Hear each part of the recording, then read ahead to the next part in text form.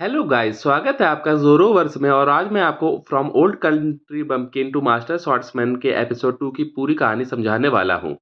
एक हफ्ता हो चुका है जब से बाल ने रॉयल कैपिटल में तलवारबाजी सिखाने की जिम्मेदारी संभाली है। सभी छात्र बड़े ही आज्ञाकारी हैं और किसी को कोई शिकायत नहीं है। बाल अक्सर अपने छात्रों की छोटी-छोटी गलतियां पकड़ता है ताकि वो बेहतर बन सके। भले ही वे छोटी बातें हों, लेकिन जंग में वही आधा कदम जीत और हार का फैसला तय कर सकता है। जब उसने ये बात कही और मुड़ा तो कुछ लोग उसे देख रहे थे, जिससे वो थोड़ा शर्मिंदा हो गया, लेकिन उसे राहत भी महसूस हुई क्योंकि अब सब उसकी बात मानने लगे थे। तभी करूरी दौड़ते हुए आई और पूछा कि सर के पास दोपहर में कोई प्लान है या नहीं। तो उन्हें शहर घुमाना चाहती थी, क्योंकि उसने नोटिस किया कि बाल को इस जगह की ज़्यादा जानकारी नहीं है और वो तो सारा हफ्ता सिर्फ ट्रेनिंग और होटल के बीच आ जा रहे हैं। करूनी बाल से कहती है कि उन पे भरोसा करे और फिर तुरंत नए कपड़े बदलने चली जाती है। उधर अलूसिया उस समय कुछ जरूरी लोगों के साथ काम कर रही थी। तभी उसके सीनियर्स ने उससे पूछा, क्या इस नए टीचर पर भरोसा किया जा सकता है? अलूसिया ने मुस्कुराते हुए जवाब दिया, सर ने तो उम्मीदों से कई बढ़कर प्रदर्शन किया है, चिंता की कोई बात नहीं है। असल में अलूसिया हमेशा सोचती थी कि अगर उसे एक सच्ची तलवारबाज बनना है तो उसे ऐसे ऑफिस कामों से दूर रहना चाहिए, क्योंकि फॉर्मल कागजी कामों में समय बर्बाद होता है। लेकिन अगर वो ये ना करती तो वो बाल को यहाँ कभी ना ला पाती। उसे याद आया वो दिन जब उनका परिवार एक शांत गांव में रहने आया था।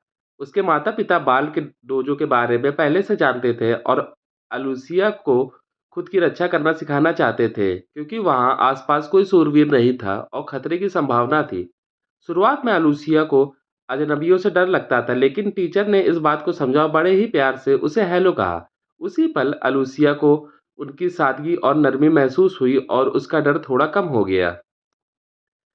उस साल अलूसिया की ट्रेनिंग क्लास में कई टैलेंटेड लोग थे। बार्ल ने न सिर्फ तलवारबाजी सिखाई बल्कि जीवन के जरूरी अनुभव भी बांटे। उनकी ट्रेनिंग स्टाइल एक कमजोर शरीर वाली लड़की जैसे अलूसिया के लिए बेहद असरदार साबित हुई। बस एक साल में अलूसिया ने खुद को पूरी तरह बदल डाला। हर दिन वो बेसिक एक्सरसाइज दोहराते, लेकिन उसमें छुपी गहराई अब समझ आने लगी थी। लेकिन न जाने क्यों अलूसिया को कभी बोरियत महसूस नहीं हुई। उसकी ताकत दिन ब दिन बढ़ती गई और वो लड़ाई की आदी होती चली गई। खास बात ये थी कि उसे अक्सर उसके टीचर्स छोटी-छोटी बातों के लिए भी तारीफ करते थे। एक बार अलूसिया ने देखा कि सीनियर टीचर से लड़ने में हिचकिचा रहा है और वो समझ नहीं पाई क्यों। लेकिन कुछ ही देर में वो हार गए। जब अलूसिया की बारी आई तो शुरुआत में वो काफ़ी उत्साहित थी, लेकिन जैसे ही उसने लड़ाई शुरू की उसे समझ आया कि सीनियर ने कैसा महसूस किया होगा। टीचर के सामने कोई भी कमजोरी पकड़ में ही नहीं आती थी, जिससे अंदर से घबराहट होती थी।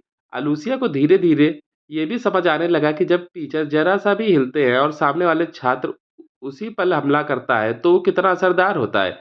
कुछ समय बाद उनका डोजो दूसरे डोजो से मिलने गया। वहाँ सिर्फ प्रैक्टिस फाइट्स होनी थी। बाल ने साफ कह दिया कि गर्दन के ऊपर हमला ना करें।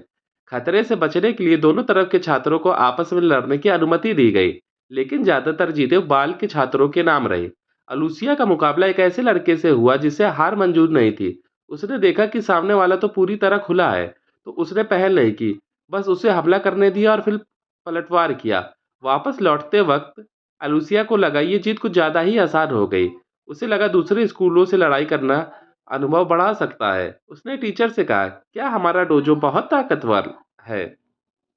बार्ल ने तुरंत इनकार कर दिया, लेकिन अलूसिया ने तो देखा था कि सारी जीतें उनकी थी। यहाँ तक कि बार्ल ने खुद भी सामने वाले डोजो के मास्टर को हरा दिया था। बार्ल ने विनम्रता से कहा, मेरी तलवारबाजी बस उनके स्टाइल को काउंटर करती है, बस इसी वजह से। वो बोले, कभी कभी एक स्कूल की शैली दूसरी पर भारी पड़ती है, जीत हार का फैसला इससे होता है। लेकिन मेरा ध्यान जीत पर नहीं, अपने लक्ष्य पर है। अचानक अलूसिया को याद आया कि उसने कुछ गिरा दिया है, तो उसने लौटने का इजाजत मांगी। लेकिन जैसे ही वह खोजने गई, सामने वाले स्कूल के कुछ छात्र उससे उलझने लगे। उन्हें ये बात चुभ गई थी कि वो एक लड़की से हार गए थे। उन्होंने हमला करने की कोशिश की, लेकिन तभी बाल सामने आ गया और रास्ता रोक लिया। उन्होंने कहा, तलवार चलाना आत्मरक्षा के लिए सीखो, दूसरों को मारने के लिए नहीं। लेकिन वो लड़का रुका नहीं और बाल ने उसे हरा दिया। शोर सुनकर सामने वाले मास्टर आ गए और अपने छात्रों को डांटा। उन्होंने माना, बस इतना ही फर्क है कि उनके छात्र तुमसे बेहतर है। और उन्होंने बाल से सिर झुकाकर माफी भी मांगी। बाल को इससे कोई फर्क नहीं पड़ा, वो बस अपनी छात्रा को लेकर लौट गए।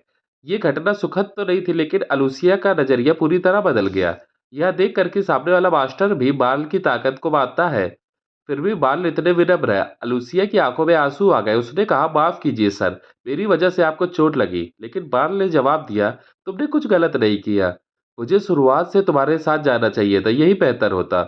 उन्होंने कहा, अगर ये याद तुम्हारे दिमाग में बुरी बन गई तो उसके लिए मैं माफी चाहता हूँ। और फिर उन्होंने अलूसिया को एक भोजन के लिए बाहर चलने का न्योता दे दिया। उसी पल अलूसिया को एहसास हुआ कि उसके आंसू डर के नहीं थे, बल्कि दिल में उठे भावों से थे। उसके बाद के दिनों में एलुसिया की लड़ाकू क्षमता इतनी बढ़ गई कि वो अपने टीचर को भी चुनौती देने लगी। और जब वो सफल हो गई, बार्ल ने उसे एक ताकतवर तलवार भेंट की, बता कर कि अब वो खुद को बचाने के लिए काफी मजबूत है और अब उसके पास सिखाने के लिए कुछ नहीं बचा। ये आखिरी ट्रेनिंग थी। अलूसिया जानती थी कि वो कभी भी बाल के स्तर की तलवारबाज नहीं बन सकती, लेकिन वो उन्हें ज्यादा परेशान नहीं करना चाहती थी। तो उसने वो तलवार स्वीकार की और ठान लिया, अब वो दुनिया को दिखाएगी कि उसके गुरु कितने अद्भुत हैं। उसने नाइट्स एंट्रेंस एग्जाम में हिस्सा लिया और वहां मौजूद एक जज और अनुभवी योद्धा को हरा दिया। कोई भी अलूसिया की स्पीड का मुकाबला नहीं कर पाया। वो सबसे उच्च स्कोर के साथ नाइट्स में शामिल हुई और पूरे विश्वास से कहा, बाल के रिएक्शन पावर सबसे परफेक्ट है। उस दिन से अलूसिया के भीतर एक नया सपना जागा, अपने गांव की पवित्र तलवारबाजी को पूरी दुनिया में फैलाना, ताकि उनकी प्रतिभा व्यर्थ ना जाए। इसके लिए उसे कमांडर बनना था और बहुत सारी उपलब्धियां हासिल करनी थी। और जैसे ही वो ये सब कुछ पूरा हुआ, 10 साल बीत चुके थे, ताकत और अधिकार उसके हाथों में था। अब अलूसिया ने आखिरकार अपने गुरु को वापस बुलाने की हिम्मत जुटाई।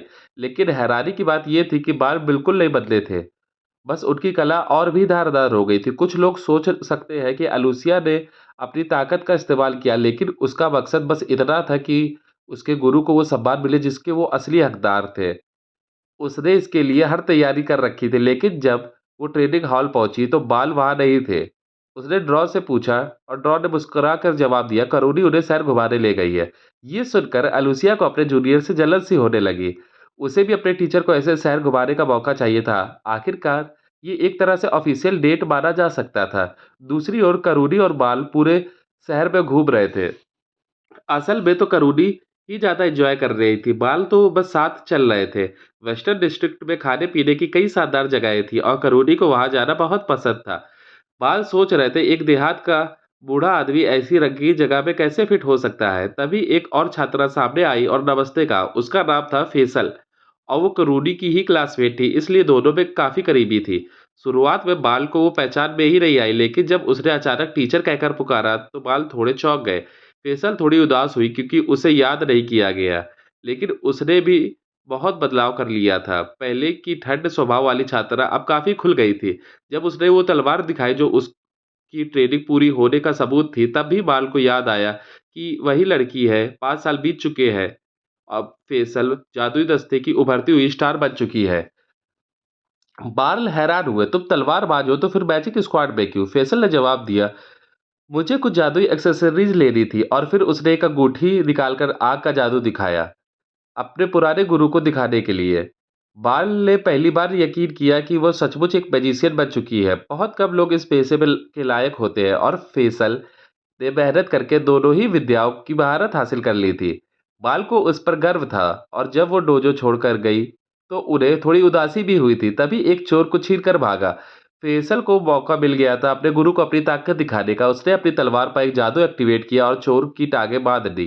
तभी करोनी भी दौड़ते हुए आई और चोर को पकड़ लिया। दोनों लड़कियां क्रिमिनल्स से निपटने में निपुण थी।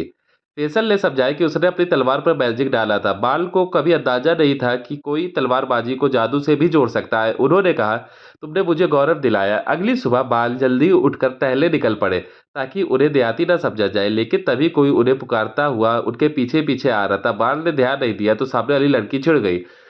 जब उन्होंने पलटकर देखा तो एक जवान लड़की खड़ी थी। बाल ने सोचा शायद रास्ता भटक गई है, लेकिन असल में वो लड़की खुद बाल से मिलने आई थी क्योंकि उसे पता चल गया था कि वो फैसल के गुरु है। उसने अपना परिचय दिया, मैं लूसी हूँ, मैजिक स्क्वाड की कमांडर। बाल ने सोचा आजकल के बच्चे भी, लेकिन लूसी ने झिड़कते हुए कहा, मैं मजाक नहीं कर रही हूँ, हो सकता है मैं आपसे भी बड़ी हूँ। बाल को विश्वास नहीं हुआ तो उसने सबूत दिखाया। फिर लूसी ने चालाकी से कहा, किसी के साथ टहलना अच्छा रहेगा, और बाल को अपने साथ ले गई। फेसल के मुंह से अपने गुरु की बातें सुनकर लूसी बहुत उत्साहित थी और वो खुद बाल से मिलना चाहती थी। उसने बाल की तलवारबाजी की जमकर तारीफ की और उस कहा कि फेसल की स्क्वाड मैजिक में कोई कमी नहीं थी। बाल ने विनम्रता से कहा, ये सब फेसल की मेहनत है, मैंने तो बस बेसिक सिखाए। और उन्होंने पूछा, क्या तुम भी सीखना चाहोगी? लूसी मुस्कुराई, यही तो उसका असली मकसद था। उसने सीधा सीधा कह दिया, मैं आपसे लड़ना चाहती हूँ। एक ताकतवर प्रतिद्वंदी से लड़कर ही वो खुद को और मजबूत बना सकती थी। अचानक ही लड़ाई शुरू हो गई। बाल को लगा ये सब मजाक है, लेकिन लूसी ने जादू के कई स्पेल्स बना दिए जो सीधा उन पर वार कर रहे थे। अब बाल को अपनी तलवार निकालनी ही पड़ी। देखने के लिए धन्यवाद। अगर आपको वीडियो पसंद आया हो तो लाइक, शेयर और सब्सक्राइब जरूर करें। फिर मिलते हैं।